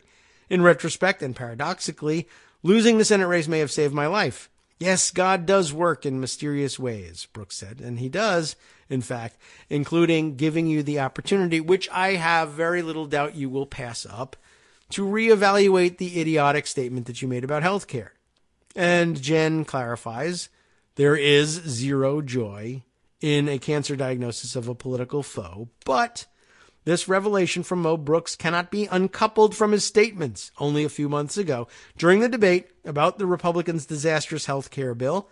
At that time, Mo Brooks made one of the most cold-hearted, inaccurate statements of them all, that people who, quote, lead good lives don't have pre-existing conditions. Imagine the ignorance. AL.com covered it at the time. Speaking with CNN's Jake Tapper about House plans to vote on a revised health insurance bill, Mo Brooks referenced people who live, quote, good lives and said they should not have to pay as much as others. My understanding is that the new proposal will allow insurance companies to require people who have higher health care costs to contribute more to the insurance pool. That's a very gentle way of saying it. That helps offset all these costs, thereby reducing the cost to the people who lead good lives. They're healthy. They've done the things to keep their bodies healthy. And right now, those are the people who've done things the right way that are seeing their costs skyrocketing. Well, welcome to the high-risk pool, Representative Brooks. The lesson here is that you're healthy until you aren't. We are all at risk. Nobody should be refused medical treatment or bankrupted while fighting cancer or any other disease. Good luck on your cancer journey. We'll be keeping you in our thoughts and prayers. And, maybe we will. He's certainly going to be in our thoughts. I don't know whether anybody's going to be praying for him. I don't know whether half the audience probably doesn't think that does anything anyway. But, it's pretty amazing. And, you'd have to corner the guy and say, what have you done wrong, Mo? What did you do that gave you prostate cancer? What wrong move did you make? And I'm not even certain this is going to shake his faith in that, in that belief. I ate something, did something, exposed myself in the, generalized sense to something that gave me cancer. But I mean, does that mean you didn't live good? Who knows what it is, and who knows what causes it? Nobody does. There are lots of carcinogens out there that we've identified, but who knows what causes something like that to take root? But now you're in the high-risk pool. Should you pay more? You will pay more, but should you be charged much more? Should you lose your insurance, be denied the ability to buy it again because you had prostate cancer? I'd like you to think on that. Did I do something that's blameworthy here? Sometimes, yes. Sometimes, no. Anyway, I doubt very much whether he'll have any kind of awakening, but I thought I would share it with you because it's an interesting story and the sort of thing, well, you want to know about, and it'll be a topic of discussion perhaps over the weekend. All right, other topics of discussion. I did not finish yesterday. This is a weird transition. I didn't finish reading the Intercept article about the Yemen situation, and I sort of skimmed over the finish of it after we ran out of time yesterday, and I am not sure that it fulfills the promise that it was teasing. That is, the idea that we would get some explanation, even if it was nefarious, for why the U.S. ambassador to Yemen, what was his first name? His last name was Tuller, T-U, like Mueller, but with a T. And let's see, just to refresh our memories about this guy, Matthew Tuller, a career diplomat who has served under many presidents and is not primarily understood to be a Trump supporter. He's not a Trump supporter that was turned into an ambassador with an appointment. He's a career foreign service agent. He may, in fact, be a Trump supporter. Who knows?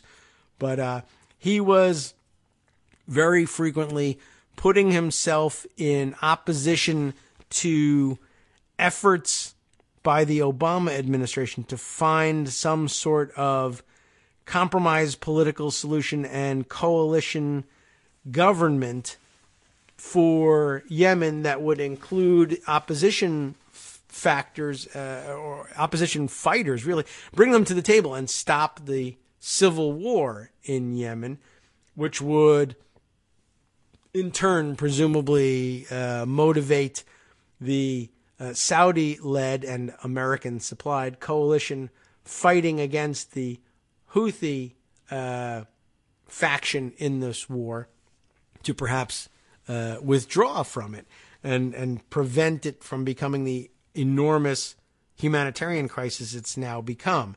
And it was not clear, but it was being hinted at over and over that Tuller had some strange ulterior motive here.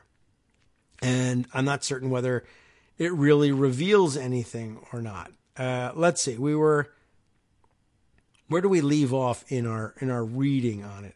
I think we had just finished sort of on the backgrounder, and just to refresh your memory, by the spring of 2016, more than a year into the war, both the Obama White House and State Department began to question why Tuller was pushing such a one-sided plan. That is, the Saudi-led coalition's offer to, if you lay down your arms and surrender and don't participate in government, we'll stop bombing you. Which, basically if you just give up, then the war's over.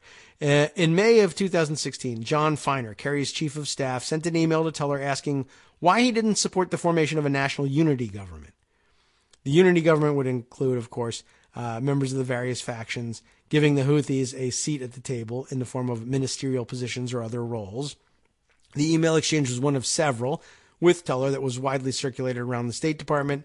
And we come to the conclusion that Tuller says he thinks that such a government would not be in the interests of the United States, right? He also says he finds, Tuller does, that Houthis were negotiating in bad faith. Saleh had already violated the internationally brokered agreement that put Hadi in power, he argued. So why wouldn't they violate future agreements that prescribed them a limited role in government? The full-throated exchange of differing views was widely circulated around the State Department, and its contents were described and confirmed by multiple former officials. Feiner and Pawlowski declined to comment for the article. As negotiations stretched on, State Department officials in D.C. began to feel like they were in the dark about what exactly Tuller was doing. Kerry's staff pushed to receive more frequent updates. When press reports emerged about the negotiations being deadlocked, Feiner pressed Tuller again on why he wasn't pushing negotiations toward the idea of a unity government. This time, Tuller gave a different response. He relayed to D.C. that he thought the unity government would be less willing to serve U.S. interests in Yemen, it would be less receptive to U.S. efforts to fight al-Qaeda in Yemen, and it would not secure Saudi Arabia's southern border. We did get to this yesterday. Ironically, al-Qaeda in the Arabian Peninsula is in fact fighting alongside the coalition and against the Houthis. And I guess that's not terribly surprising. We did note yesterday, Houthis are Shia Muslims, and Al-Qaeda and ISIS both are very much Sunni Muslim and therefore opposed to Shia Islam, the practice, and not going to be aligning with them anytime soon. Kerry sent Tuller a new set of instructions directing him to change his approach. Kerry told Tuller that he needed to promise the Houthis a role in a future government, and that plans for the Houthis to disarm and withdraw had to be achieved gradually to show them the international community would honor the agreement. Finally, Kerry also viewed Hadi as an ineffective leader and believed the U.S. should stop demanding his return as head of state. But the Secretary of State didn't trust Tuller to carry out his instructions. What do you do with an ambassador like that? You recall him. Kerry thought he had to be involved in the talks to push the new approach, and he spent much of the remainder of 2016 participating in Yemen's peace negotiations. Kerry even met personally with Houthi representatives who were growing frustrated with Tuller. Tuller, meanwhile, argued that Kerry personally intervening in the talks was premature and would not get the outcome Kerry wanted. In a statement to The Intercept, State Department spokesperson Heather Nauert, N-A-U-E-R-T, described Tuller as a devoted career diplomat and said he has the full confidence of the new administration. The U.S. policy in Yemen remains unchanged: to work with our international partners to bring peace, prosperity, and security to Yemen, said Nauert. Now, it's interesting here, I would just note that ordinarily you could expect that the fact that Tuller was the ambassador to Yemen under Obama would lead the Trump administration not to say that he's a devoted career diplomat and has the full confidence of the new administration, but rather that we want to get rid of him because of Obama. But amazingly, someone actually maybe has done a little bit of homework in all this, or maybe Tuller's a big Trump donor or knows a big Trump donor, was able to get word to the Trump administration. No, I'm actually, probably more in keeping with your administration's thoughts, such as they may be, about Yemen. They probably don't have any thoughts about Yemen, but Tuller, he'd be wise in terms of self-preservation and keeping his job to have gotten word to the Trump administration that, yes, I was the ambassador under Obama, but before you automatically oppose me based on that, know this: I fought bitterly with the Obama administration about their preferred plans and strategy and policy toward Yemen. So therefore, although they never got around to firing me or recalling me as ambassador, you should be willing to keep me on because I fought the Obama administration. I did the opposite of what they wanted, which is what you want. So I'm actually probably on your side. And that might be enough for them to have bought that. Anyway, let's see. Tuller's appointment was, of course, extended by the Trump administration, and he continues to serve as ambassador. Meanwhile, attempts at restarting the peace talks have stalled. Houthis have questioned the impartiality of the UN Special Envoy to Yemen. Ismail Old Sheikh, it's CH instead of SH, Sheikh, but we're probably just giving new transliteration to that now. Ismail Old Sheikh Ahmed, that's the UN Special Envoy to Yemen, and they refuse to meet with him. But Tuller has stood by Ahmed, arguing that he should have a role in future talks. Under the new administration, the State Department has also seen its role in diplomacy diminished. Who needs that, right? Middle Eastern ambassadors and heads of state have gone around the State Department's career diplomats and even the Secretary of State and started lobbying Trump's son-in-law Jared Kushner directly. Kushner is said to be in regular contact with the UAE ambassador, Youssef Al-Otaiba, and he took an unannounced trip there this year to meet with Saudi Arabian Crown Prince Mohammed bin Salman, MBS, right? And they do note correctly, MBS here is the architect of the Yemen war, just days before he launched a domestic crackdown, the Crown Prince did. So, all right, Jared's sort of getting involved here. Throughout the peace talks, Tuller believed that the Houthis wouldn't negotiate in good faith unless they were forced to the table. After the Kuwait talks ended in August of 2016, Tuller advocated for moving Yemen's central bank out of rebel-controlled territory, which probably isn't a bad idea. The issue eventually became a sticking point in his correspondence with Feiner, who was concerned about the humanitarian consequences.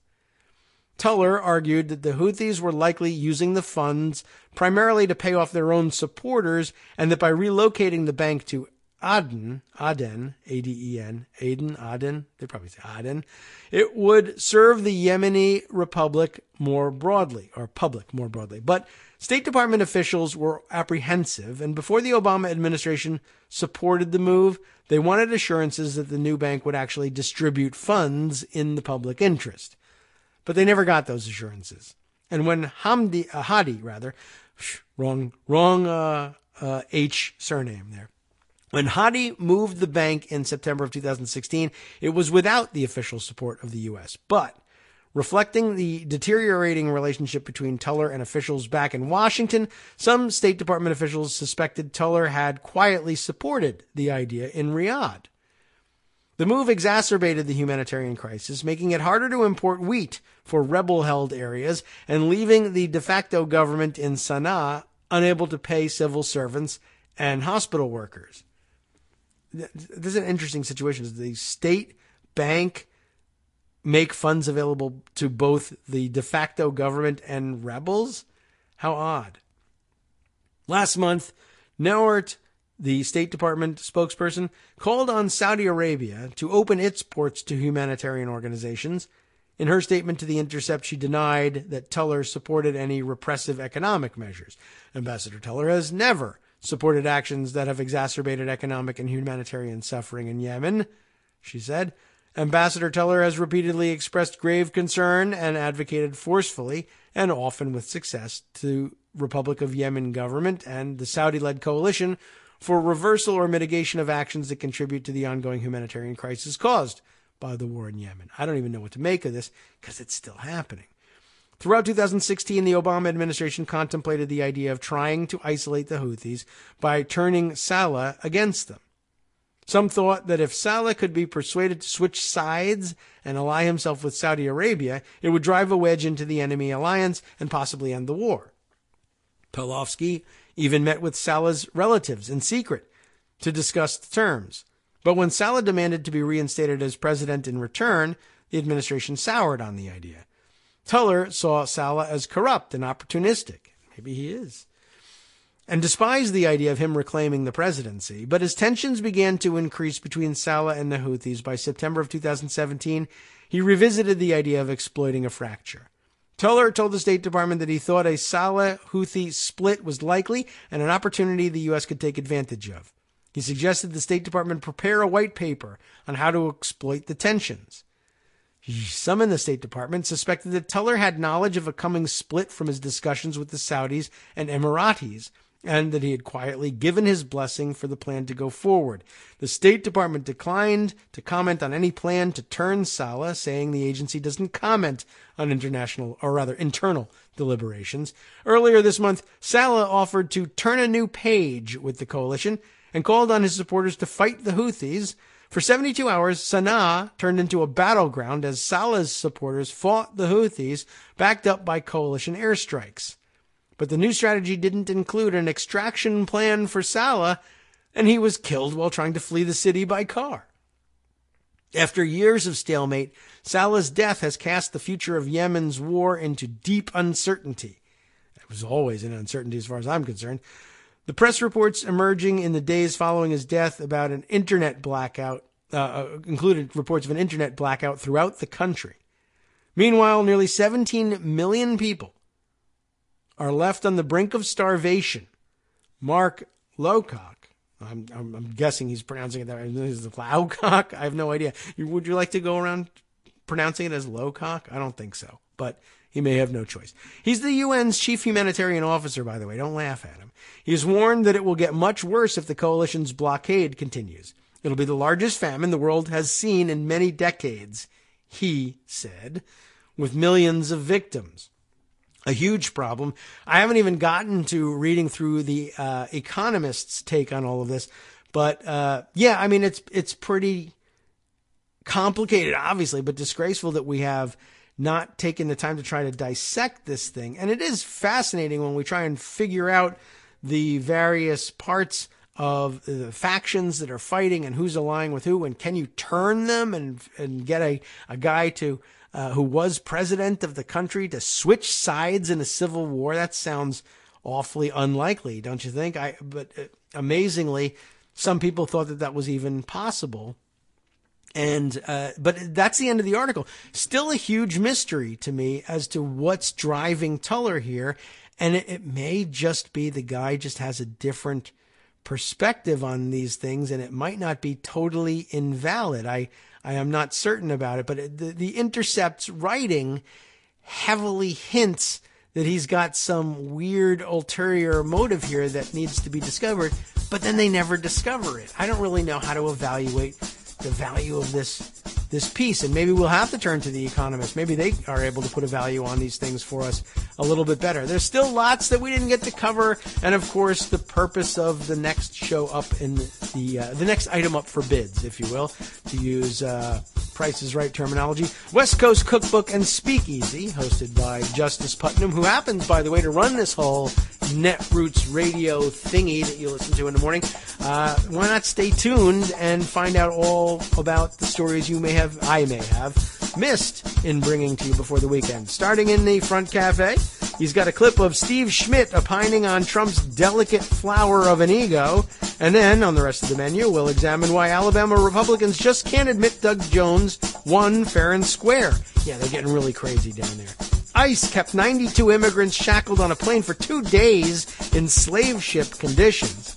And since so many immigrants are being deported, Paul Ryan says white American women need to have more babies to stimulate economic growth. And he may be out of here after 2018. I hope he'll be out of here even sooner. Man, that's some story. After the break, moving to the chef's table for an examination of the unusual amicus brief co-written by 14 former U.S. officials refuting key points of Trump's Russia denial. Wow. From Daily Kos Radio on netrootsradio.com.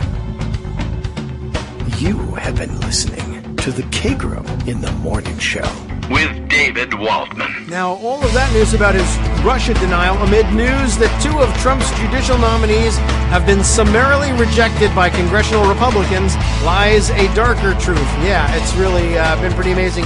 Wait till you see the footage of the questioning of at least one of those judicial nominees. All that and more on the West Coast Cookbook and Speakeasy next.